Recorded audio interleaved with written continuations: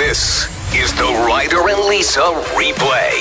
Brought to you by Action Furnace. Fixed right or it's free. Are you currently ailment-free? Still dealing with, I think, a cracked rib, but I seem to be on the mend. I'll be playing slow pitch tour, making my triumphant return to the pitch. And triumphant return to an ailment. Yeah, probably. Yeah, we got a doubleheader tomorrow night, so I'll be real sore after that. And then soccer game Friday night. So yeah, next week's a write-off again. Mm-hmm. I'll be super sore. Something will have gone wrong. Yeah, I currently have really tight calves. Okay. And it's painful to walk. Yeah. So I get it. But there's just that nice window every once in a while you get when you wake up and you stretch and you're like, holy moly, I feel good everywhere. Mm-hmm. Or at least I don't feel bad anywhere. That's closer to what it's like. Yeah. Hopefully there's a couple-hour window tomorrow where I feel like that before hurting myself again. Do you stretch before your games? Yeah. Do you stretch after your games? Yeah, I try to, yeah. Sounds like a lie. Yeah, I was lying about both. This story reminds me a lot of one of our coworkers, Anna. She's been working from home. She's in our sales department. And she got a cat over the pandemic. Now, her cat works with her almost every single day, so she got her cat a mini laptop. It doesn't actually work. Right, it's just like a cat toy laptop. Yeah, it's a prop, but it's so funny. And this story has the same energy. A woman named Francesca just graduated from the University of Texas. And not only did she graduate, but so did her cat. So the reason her 1.5-year-old cat is graduating is because she attended every single class over Zoom with her owner. So she's also wearing the graduating cap. Yes. I love it so much. Tell me something good. My story is about some animals that are actually learning how to help the world, not just pretending, like the cat story. Okay. A woman in Glasgow, Scotland, 33-year-old researcher Dr. Donna Keane, has started working with rats, teaching them how to wear these tiny little backpacks. Wait a minute. Did the rats put them on themselves? No, I think they'd probably get suited up, but teaching them how to maneuver with them on. Got it. Especially in confined areas, because they're sending these rats into earthquake areas, and in the backpacks, rescuers are able to communicate with the people. So it has a speaker and microphone in the backpack. And hopefully an Advil. That's what I would want. You know what I would have a very rough time with? I'm looking at the size of these rats, and they're like cats, the ones that they're training. If I was stuck somewhere and a rat came in, and you introduced a rat to that situation, the only thing that would be picking up on the microphone is me swearing, screaming, kicking, asking to be put down. But yeah, no, this is pretty awesome. Yeah, that's really, really cool. Will make a huge difference in places that often deal with earthquakes once these rats are all trained up. And actually, I'm not a big fan of rodents at all. These guys are pretty cute, especially when they're wearing their backpacks. Tell me something good. It is time for Unsung Heroes, where we give shout-outs to people, places, and things that don't always get the attention and love that they deserve. Let me be your hero.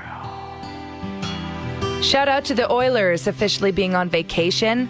They'll all be spending it getting surgery, but at least they'll get to rest. And they'll be together. And they'll have ice cream and stuff. Mm-hmm. Yeah, should be good.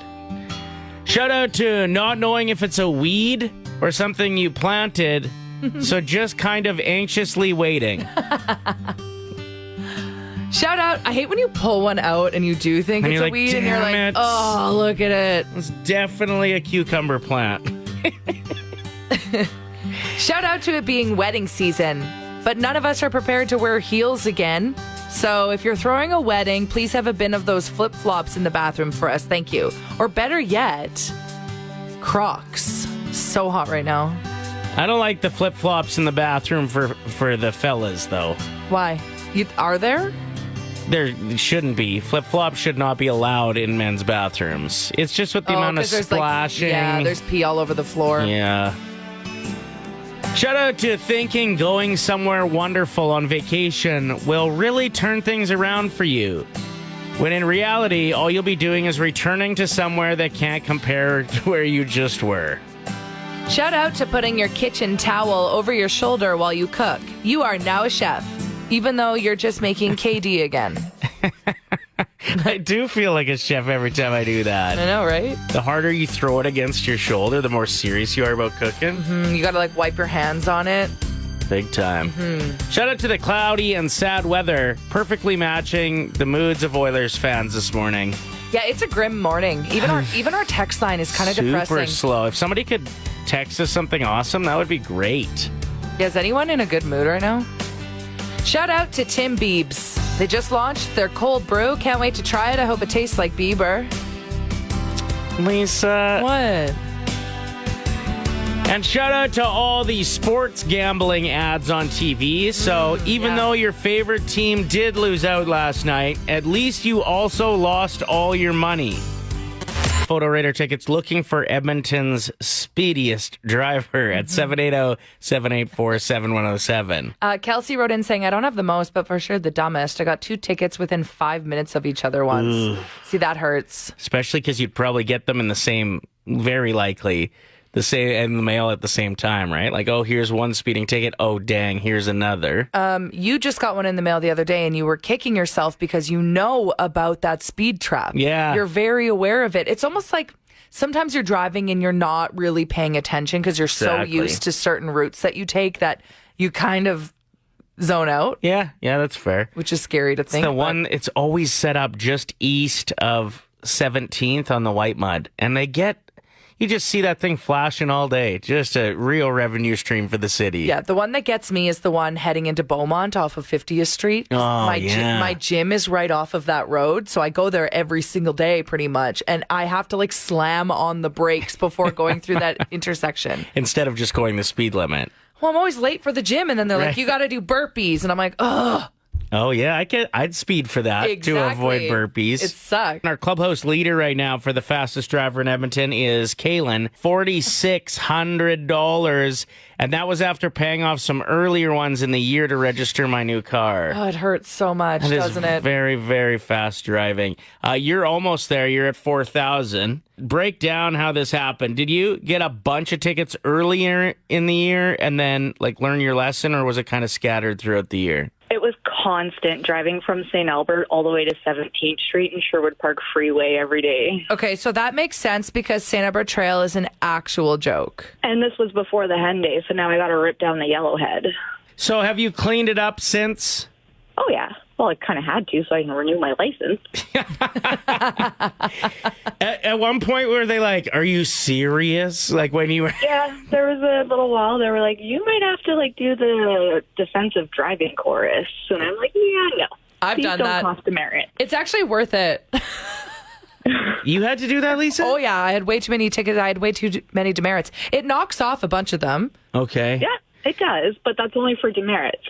Photo radars don't cost demerits. This is funny that this is just coming to fruition now when you constantly brag what a good driver you are. And I'm like, no, you I've have cleaned up since doing it. You have no chill on the road. I will say I haven't had one in over 2 years now. Okay, well, you need to knock on some wood. I know. I'll go find my boyfriend's head. we respect that you've learned from your previous mistakes. Yeah, congrats. Well, that's how you grow, isn't it? You gotta learn. Thank you for checking out the show. Have you ever had a really crazy coincidence shakedown, maybe at a garage sale or at a secondhand store where you're like, wait a minute, I recognize that item? That's what happened in Halifax with a woman who found some roller skates. It was her favorite activity when she was a kid. She decided she was going to get back into roller skating, I think 40 years later is what I read. Good luck with the knees. I'd just like to say that. And stopping. Yeah, be careful out there. But yeah, she noticed something about the roller skates that she found in the store. They used to be hers. When I saw my name, I kind of, the shock kind of absorbed, and I felt tears welling up in my eyes. I think because suddenly I was back to my youth, like 40 years ago. It was like, boom, like life flashed before my eyes. That would be a wild trip, eh? Yeah, so the same thing kind of happened to my family. I just got confirmation from my sister. She said it was 10 years ago at a church garage sale, and there was a kitchen set that had my name written on it. And she's like the it was kids' kitchen set? definitely ours. Yeah. Wild. But of course she didn't buy it. What's she going to do with it? Give it to her kids. No, but she didn't have the kids at the time. So she's going to store it just in case? Hell yeah. No. So my grandpa, who he passed away a couple of years ago, his very first job at 16 years old was a gas pumping boy at Waterloo Ford and Mercury. And a couple of years ago, I went to the dealership there to get some service done on the vehicle, and they have a wall in their service department of like old photos, like the history of Waterloo.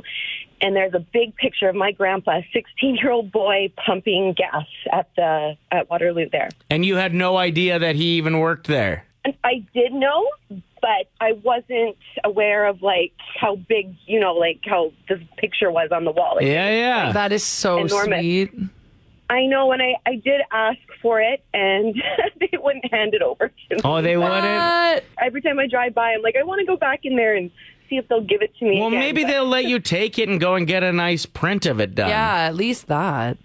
Right? I know it's a beautiful black and white picture. Like, Yeah, it's you were just gorgeous. talking to a part-time employee. You got to get a hold of like Yeah. the GM. Somebody there just doesn't care enough about their job. And if I'm not mistaken, car dealerships will do anything for a sale. So maybe you just do some negotiating when it's time to buy your next vehicle. Yeah. Right? Do a little trade here.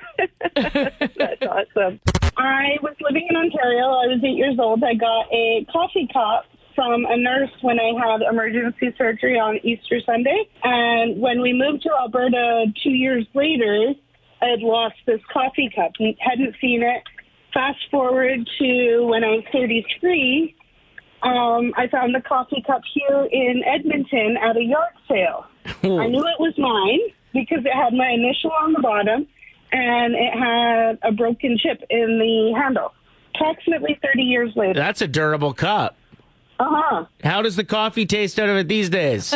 I have a plant in it. Okay. Hey, that works too. Yeah. Thank you for the call. We appreciate it. No worries. Have a good one. I think I have a theory about that one. Okay. Somebody in Ashley's family did not like that cup at all. So, like, it got lost while they were moving. Quote, No, unquote. they donated it. And then when she found it, they're like, damn. That's so good. Some really fun, cool stories are rolling in on our text line. Jesse said, my cousin lives in Winnipeg, just bought his first house. When he showed his mom the pictures of it, she told him, that's your aunt and uncle's first home. No. Meaning Jesse's parents' first home. And that's just so weird when things That's like that a really happen. trip. That one gave me goosebumps. That's wild. This one from Sarah, first-time texter. Thanks for listening, Sarah, and contributing to the show. Hi, guys. Not my story per se, but I gave a few traditional clothing items away at a thrift store in grade 6. The next day, my friend was wearing it for Halloween. That's great. So we have something around here called Fur Baby Friday, where we draw attention to an animal that's up for adoption at ARCS, which is Alberta Animal Rescue Society, and post it on our Instagram and hope that it finds a forever home. Well, we've been working with them a bit more lately, and Jenna was live on location at their new location here in South Edmonton, I guess you would call it. It's their North Haven location. They just opened this weekend. And there was a dog you fell in love with. And what's happening now? So I went to visit him yesterday and I got a tour of the place. It's huge. There's so many amazing volunteers. They're always looking for more volunteers and fosters and people that want to donate food, money, whatever it takes to just help these furry animals find a loving home. They've got lots of cute bunnies who have tons of space to run around. They are mostly focused on cats at this location. They have a lot of them that need a home. Yeah.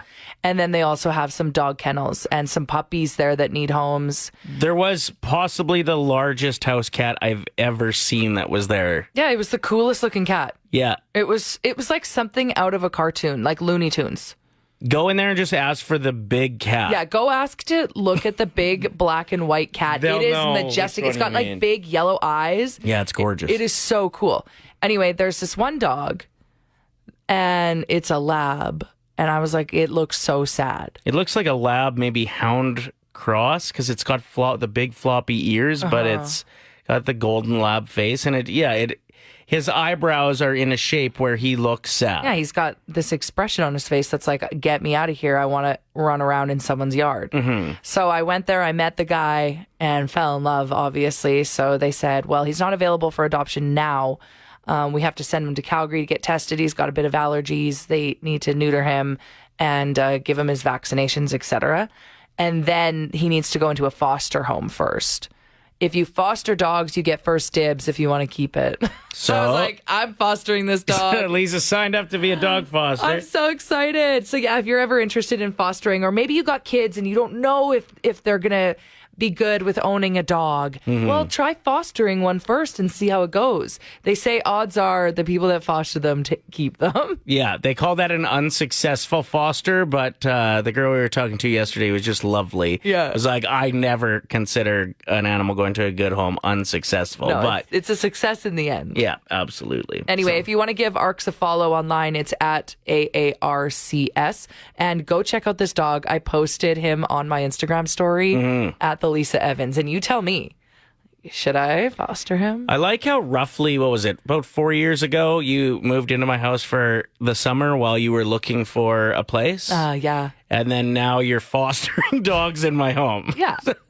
It's basically Ace Ventura. Yeah. But yeah, he's a pretty lovely guy. There were a lot of really sweet animals there. So make sure you're checking out ARCS, because you might just find one that you fall in love with too. You know what I like about hockey and the sorrow of losing out in hockey in playoffs? Is that it's a good time of year. Like, it's easy to get over the Oilers being eliminated from playoffs and be like, well, what am I going to do with my evenings now when it's spring into summer, more golfing, more barbecues, more camping, more hanging out with friends in the backyard around the fire. Like, it's an easy trend. If we lost out like we used to in the decade of darkness when we're like mathematically eliminated in January, and you're like, well, what am I going to do with my nights now that I don't want to watch this team lose every night? It's tough. It's tough to find anything else to do, but that's not the case right now. Grant Johnson, who does the morning show on Cruise, is getting married in like less than 20 days now. And we're both in his wedding party.